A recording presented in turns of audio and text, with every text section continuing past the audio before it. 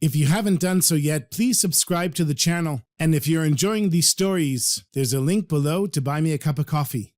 This is the Chassidic Story Project with Barak Hullman, podcasting from Jerusalem, Israel. This podcast is sponsored by listeners just like you. To become a supporter of this podcast, please go to HassidicStory.com. HASIDIC story.com. You'll never know. You'll never know. You'll never know. You'll never know. Shalom Aleichem, my sweetest friends. This is episode 300. Which honestly, I can't even believe I've recorded 300 episodes. But I have, and many of you have been with me on the journey. Before I begin, this podcast episode is dedicated by a very loyal listener of the podcast, Holy Brother Yehuda and his Holy Rebbitzin, in honor of their daughter's birthday, Avigail Esther. May she grow up LaTorah, L'chupa L'ma'asim Tovim. And of course, to our soldiers in battle, wherever they are, may Hashem keep them safe and protect them and help them be successful. The returning of all the hostages, whole, healthy, alive, Be'ezrat Hashem. The refuah shlema, the full recovery of everybody who's been injured or who is ill, the comforting of those that lost loved ones, and the continued unity of the Jewish people here in the land of Israel and all around the world. You know, friends, there are stories and passages in the Torah and Chassidic teachings that are not meant for the generation that they're originally told. The meaning of these stories can only be understood in later generations. Yaakov Avinu, Yaakov our father, when he awoke from the dream, he said, "Please Hashem, give me bread to eat and clothes to wear." And what he was davening for is that the Jewish people should never have to give away their food for a shirt or their shirt for food. The Chabinu Rav was one of the great scholars to survive World War II and the Holocaust. He saw the importance of this prayer. When he was in Auschwitz, he saw people giving away their shirt for a piece of bread. And when he was in Siberia, he saw them giving away their bread for a shirt. And so there's a story that Reb Shlomo told that he heard from the chief rabbi of Persia in 1946. Now in those days, Reb Shlomo was studying in the Lakewood Yeshiva under the leadership of Rabbi Aaron Kotler. And Rabbi Kotler told the students in the yeshiva that the chief rabbi of Tehran was coming to spend Shabbos with them. So they all assumed that he would be a Sephardi Jew, maybe with a turban and a robe, and they gave him a room on the same floor where Shlomo was. Before Shabbos, he went to see the chief rabbi of Persia, and he sees a Chassidic Yid with a shtreimel and white stockings, and he says he's a Belzer Chassid, which of course nobody expected. And so Shlomo went to his room and brought Noam Elimelech, Ma'or V'Shemesh, and Be'er Mayim Chaim, because he knew that these three holy books every Belzer Chassid needs for Shabbos. The chief rabbi of Persia, he says to Shlomo, "You really gave my neshama back. I thought, what am I going to do here in this Misnagdasha yeshiva without Noam Elimelech?" And so the two of them became very close. And he said it's a long story how he ended up in Persia, which is of course Iran, and how he became the chief rabbi. And on Motzei Shabbos, they had a Malava Malka, and Rav Aaron explained that this rabbi had a big hand in turning on a lot of Jews in Iran back onto Judaism. And then at 1 o'clock in the morning, when the Malava Malka was over, this great rabbi, the rabbi of Persia, says to Reb Shlomo, "Can we go for a walk? I want to tell you a story."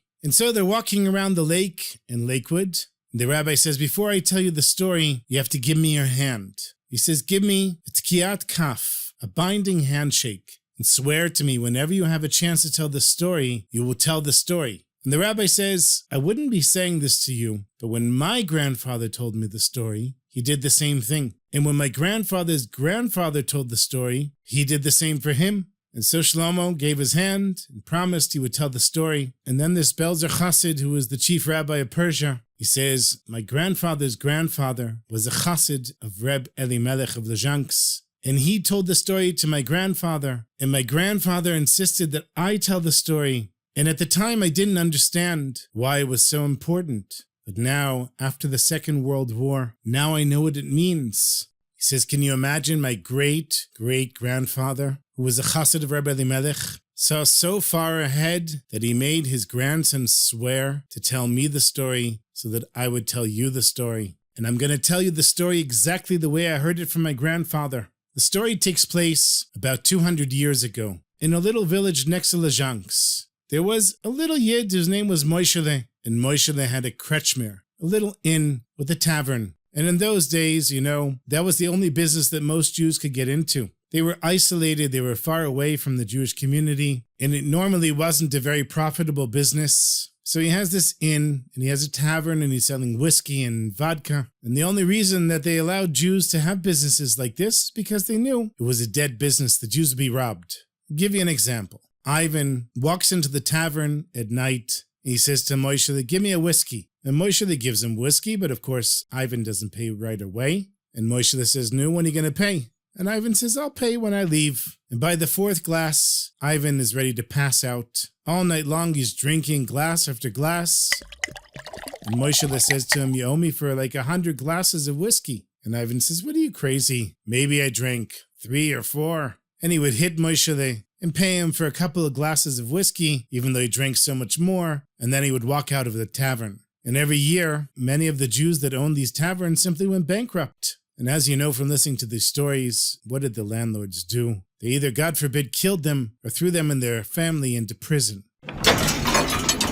It was a miserable existence. So Moishele, he hadn't paid the rent in 2 years. And the nobleman comes and he says, Moishik, today is Monday. If you don't pay the rent by next Monday, I think I'll kill you. And Moishele knew that he meant it. And Moishele now was stressed out of his mind. He comes home to his wife and he says, what are we going to do? There's no way we can come up with the money of 2 years of rent. So his wife says, I heard from my neighbors that in Lezhansk nearby, there's a rabbi by the name of Melech. And if you go to Melech and write on a piece of paper what you need, then Melech can help you. So this innkeeper, he looks at his wife like, are you serious? And she said, what do you have to lose? You have nothing to lose. Go and see Melech. So this Moishele was a very simple person. He didn't even know almost how to write. So he takes a big piece of paper, like as big as a table, and he writes in huge letters, Melech, I can't pay the rent. Help me. Now this Jew, he had shoes. He had 1 pair of shoes, and he didn't want to wear them out. So he hung them over his neck, and he walked barefoot to Rebbe Elimelech with this big piece of paper under his arm. And on the way, he meets up with the Chevraya Kadisha, the holy group of Chassidim of Rebbe Elimelech, the Seer of Lublin, Reb Mendel Erimenover, and the Heilige Rabshitzer. In this holy group of Chassidim, they could see something was special with this Yidele, this Moishele, and they decided to go over to him and find out what he's doing. So the Seer Lublin says, hey, where are you going? And Moishele says, I'm going to Melech. And the Seer Lublin says, well, we're actually all going to Melech. Tell me, what do you have under your arm there? And Moishele says, it's a private letter from Melech. Seer Lublin says, do you mind if we see the letter? We're very close with Melech. Maybe we can give you some advice. And Moishele says, I really don't want to show you the letter. It's private. But since you asked, I'll show it to you. Now everybody knows the Seer Lublin. Why is he called the Seer, the Chose? Because he had holy vision. He could see from one end of the world to the other, from this world to the world to come, into the past and into the future. And he could read into a person's face, into their hand, into letters. And he reads the letter. And he says, Moishele, listen to me. Next Monday, whatever you do, don't show your face on the street. Because if your landlord sees you, he's probably going to kill you. Whatever you do, just hide. Don't go into the streets. And Moishele says, who are you to give me advice? Did I come to you asking for advice? I'm on my way to Melech, and I'll do what he says. Not you guys. And he was really angry. And he took his paper and stormed away from the 3 tzaddikim who walked right behind him until they all got to Lezhansk, because of course they wanted to see what was going to happen. And Moishele gets there, ignores everyone, ignores the gabbai, and walks straight into Rebbe Elimelech's room. And the 3 tzaddikim, the 3 great Chassidim, are following behind him on his tail. He takes out the piece of paper, he unrolls it, and he says, Melech, read my letter. Now the Rebbes, like Rebbe Elimelech, they're so holy that when they read a letter, they don't only see what it says, they see what it doesn't say. And they can also see who read it before. So Rebbe Elimelech, he turns his head to the Seer Lublin and says, "Hey, Yankiv Yitzchak, I see you read this letter already." But the Seer Lublin was quiet. And then Rebbe Elimelech says to Moshe, "Listen, I want you to listen to me and listen to every word I'm telling you. When the nobleman comes to ask you to stay in the inn, in the tavern, tell him you're not going to stay unless he gives you 10,000 rubles." Wow, Moshe, he was really upset. First, he runs into this guy who gives him advice that he didn't ask for. And now he finally makes it to the Rebbe. Instead of the Rebbe helping him come up with the rent, he wants him to demand from the nobleman to give him 10,000 rubles. Moshe says to Rebbe Elimelech, "You're crazy. The nobleman said he's going to kill me because I haven't paid the rent. And now I should tell him that I'm not going to stay unless you give me 10,000 rubles? Melech is meshugana. Rebbe, you're crazy." He takes his paper and runs out. Comes back home, and his wife is very excited, and she says, "No, how was it?" He says, "What a waste of my time. On the way there, I run into these crazy Chassidim of Melech, and they read my letter and gave me advice, even though I didn't ask for it. And then I finally get to the Rebbe, and he's completely crazy. Maybe once he was holy, but now he's senile. I told him the nobleman threatened to kill me because I won't pay the rent. And what does he tell me? I should demand that the nobleman give me 10,000 rubles. Is that not meshugane? Forget it. This is crazy." And so Moshe tries to forget this whole incident, tries to block it out of his mind.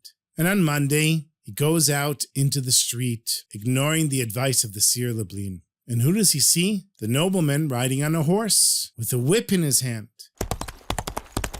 And he says, "Hey, Moishik, where's the rent?" And Moshe says, "Please have compassion on me. Have mercy on me. I don't have the rent." So the nobleman gets off his horse and he starts beating Moshe. He whips him and hits him, and he thinks Moshe is dead. So he gets on his horse and rides away. And now Moshe, Achmana Etzlan, Shem should save us from these things. He can't even walk. He crawls and rolls back home. And his wife sees him. She takes him to bed and tries to treat his wounds. And Moshe the whole time is just saying, "Ah, ah." Now, my sweetest friends, even in Nazi Germany, every Nazi had one Jew that they liked. And in those days, the wife of the nobleman had one Jew that she liked. And it was Moshe.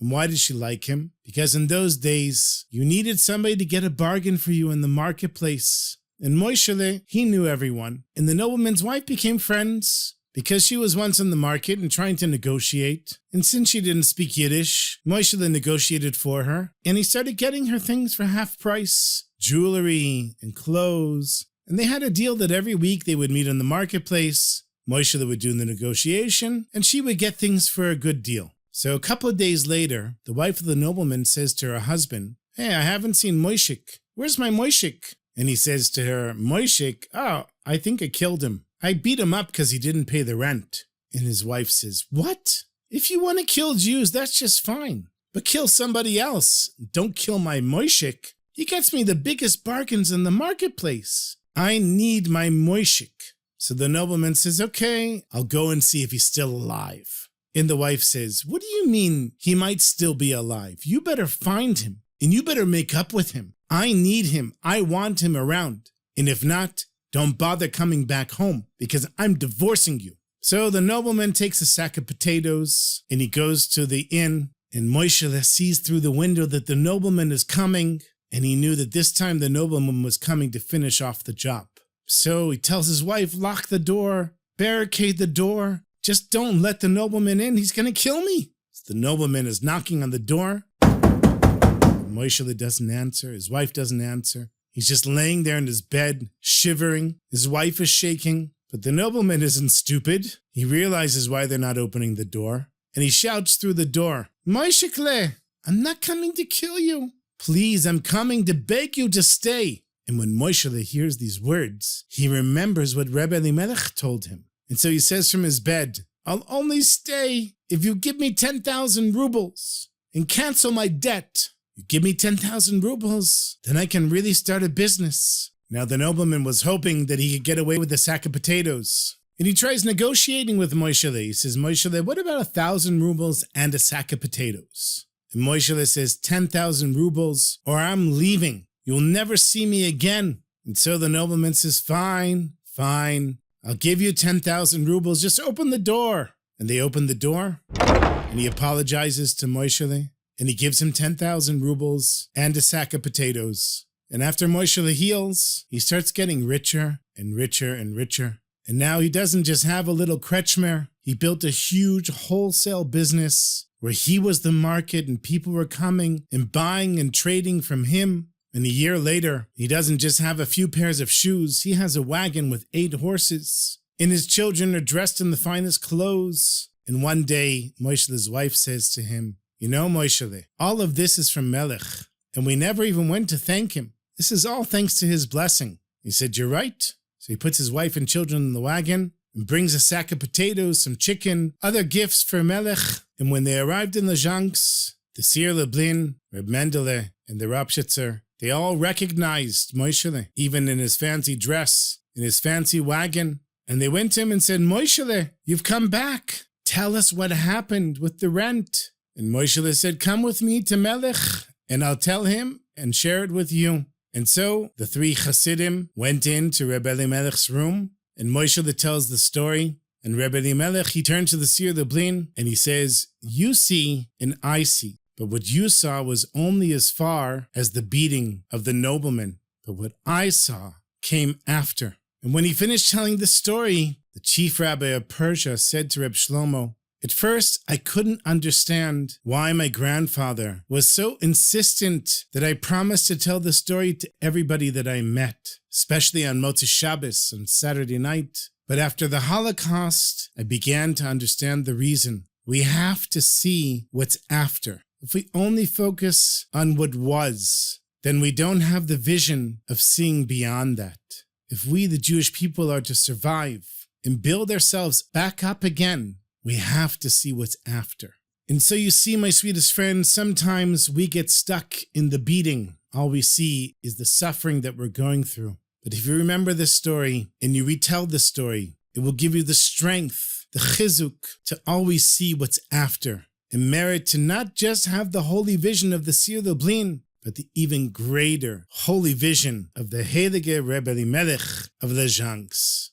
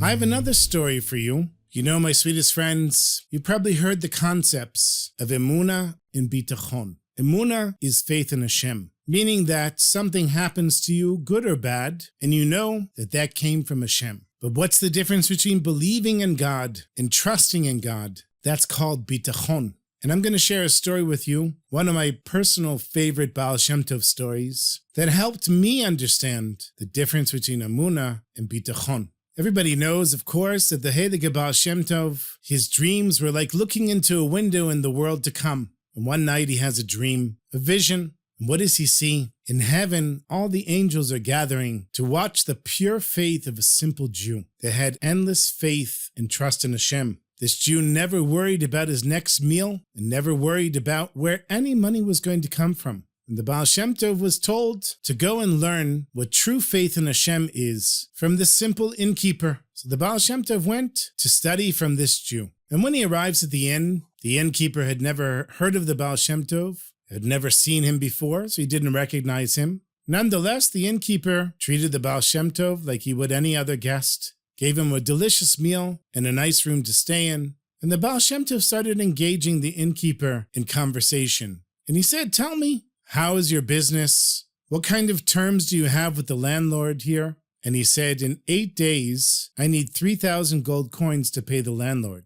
And my landlord is very strict. He won't wait 1 extra day for his money. Now, everybody knows that when you talk about parnasa, about a person's livelihood, it's like holding up a mirror to someone's emunah, their faith in Hashem. So the Baal Shem Tov says to the simple innkeeper, and do you have the 3,000 gold coins? And the innkeeper said, nope, I don't even have 1 groschen.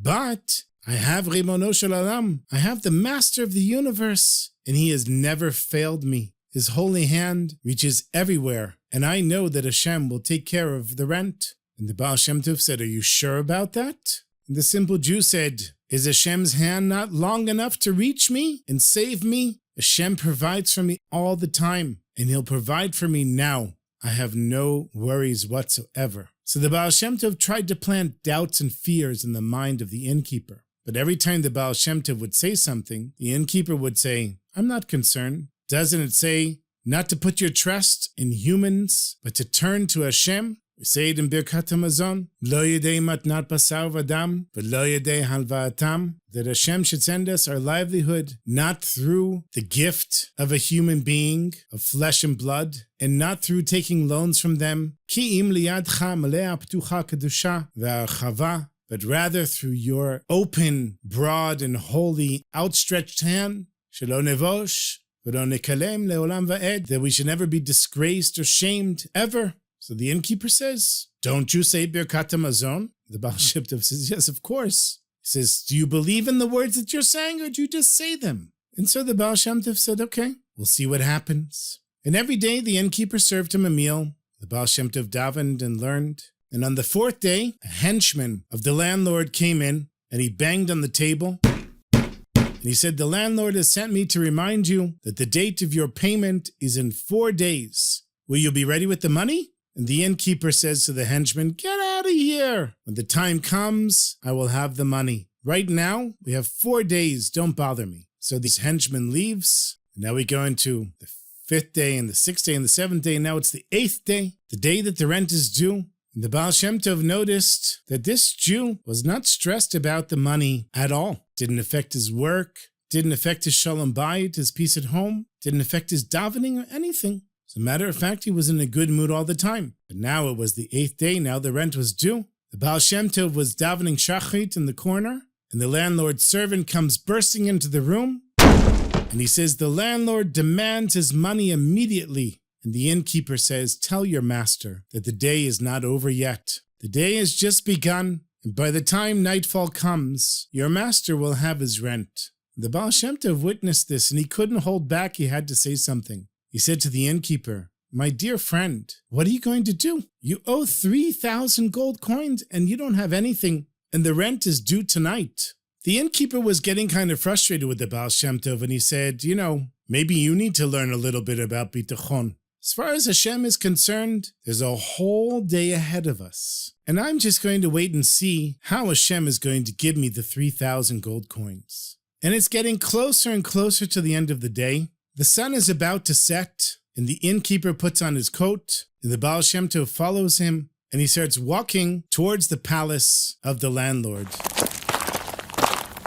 And on the way in the distance, the innkeeper and the Baal Shem Tov see a carriage coming towards them with 8 horses.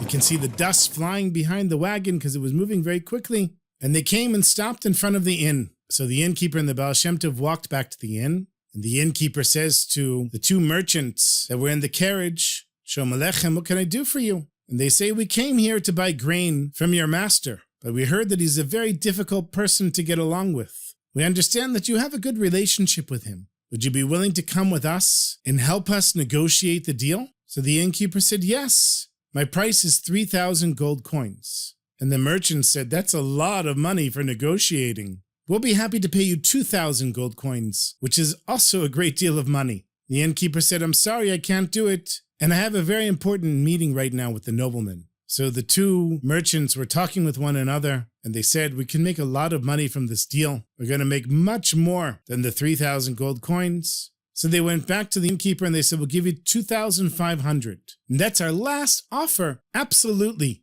The innkeeper says, I'm very sorry. Good day, gentlemen. So the Baal Shem Tov says to him, you're arguing over 500 gold coins when now you have nothing? And the innkeeper said, I have no regrets. The 3,000 gold coins will appear by the time we get to the nobleman. Now let's get moving before the sun sets. And the innkeeper and the Baal Shem Tov started walking again towards the nobleman. And just before they left, the landlord's henchman came again, and he says, my master demands the rent right now. And the innkeeper said, actually, we were just walking to the nobleman to pay him, but since I see that the sun is set, I'll have to bring the money to you right now. And so the Baal Shem Tov is walking behind the innkeeper, knowing that he has no money and no way of paying. And suddenly the coach with the merchants comes out of nowhere, and the merchants jump out and they say in unison, we agree to your terms. Here's the 3,000 gold coins. Now take us to your master and help us make the deal. He turns his eyes towards the heavens and he says, thank you, Hashem, for never failing your children.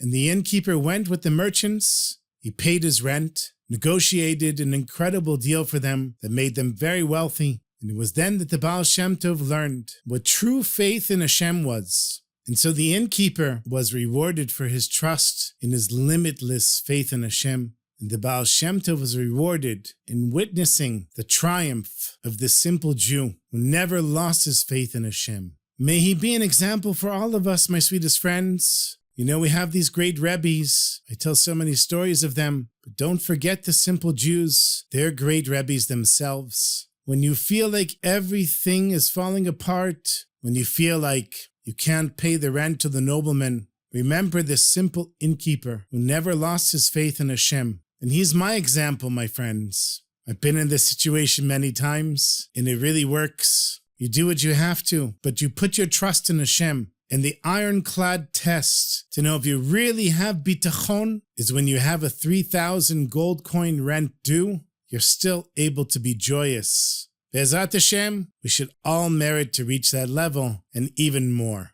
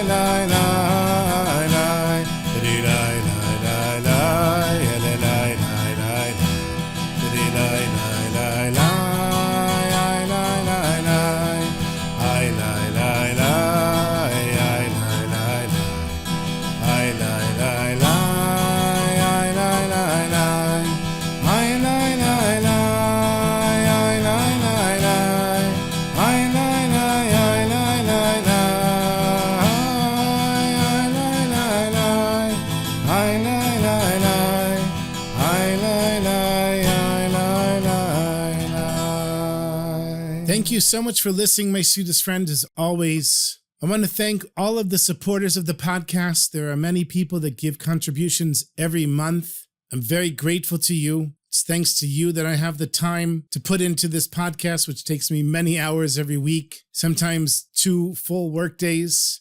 Thank you to Rabbi Yehuda for dedicating this episode to Abigail Esther's birthday. May he and his family be blessed with health and wealth and shalom bayit and Torah wisdom and total faith in Emunah and Hashem, Be'ezrat Hashem, and bitachon. And you as well, my sweetest friends. May Hashem bless you all just for listening. Thank you for listening. Thank you for being part of this special Chassidic story community that we create together. Thank you for sharing and commenting. And I look forward to many, many more episodes, Be'ezrat Hashem. Have a beautiful Shabbos, my sweetest friends. A beautiful week. And until next week, sei gesund. Take care of yourselves.